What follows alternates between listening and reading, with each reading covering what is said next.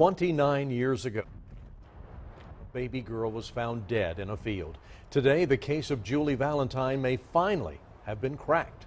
Now let's quickly catch up on this case. It was on February 13th, 1990. A man picking flowers in Greenville to give to his wife on Valentine's Day found the dead infant.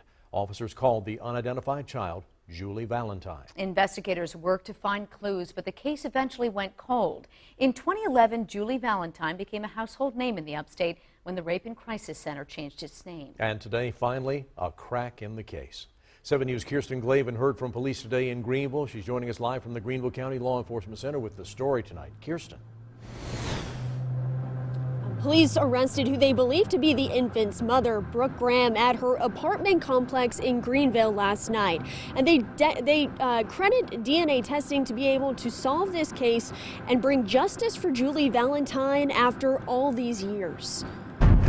It was a tragic death of an infant that many thought would never be solved. That is, until today. It is a case that many, if not most, people in our community are familiar with. Greenville police arresting 53-year-old Brooke Graham, who's believed to be the mother of Julie Valentine, an infant found dead in a vacuum cleaner box ditched in a field off Verde Boulevard nearly 30 years ago.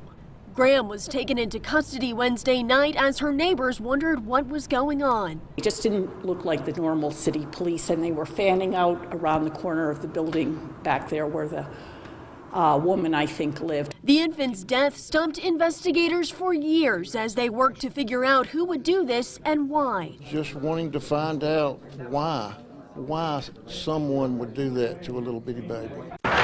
A nonprofit helping victims of child abuse even changed their organization's name in the baby's honor, now known as the Julie Valentine Center. I can't tell you how many times I've said we may never know who Julie Valentine's parents are, and I just assumed I'd be saying that for the rest of my years. Police credit DNA testing to solving the case, saying they identified the infant's father, and after interviewing him, had reason to believe the mother was Graham. While questions still remain, Police Chief Ken Miller says persistence over the years was key. We try not to lose hope, we try not to lose sight, and we try never to forget, and we try to always care.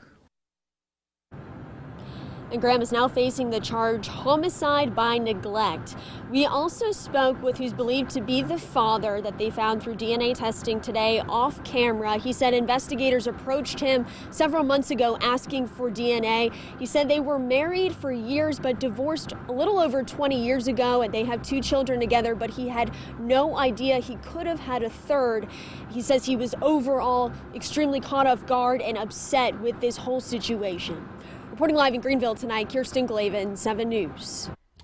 Yeah, such incredible revelations about this case. Of course, that baby found less than 4 days old, dead. And Tom, you were here 29 years ago when that news first broke. Tell us about what you remember of the case. Well, of course, many of the faces have changed. There's been a lot of changes at the Greenville Police Department since that time. But what I do remember about that particular time is the sadness and the shock that went along with this case, and the funeral that followed shortly after the child was found, and the sadness during that, the little white casket, and the determination on the part of the investigators to find who did this, to find someone to charge in this case, or to find out what happened, what was this all about. And here we are, 29 years later. DNA evidence leads to an arrest in the case. Finally, some potential answers here. And again, here's what we know about this case. The unidentified baby, later called Julie Valentine, was found dead in 1990. And now the woman who police think was that baby's mother has been arrested. Her name is Brooke Graham. And we have many more details on WSPA.com.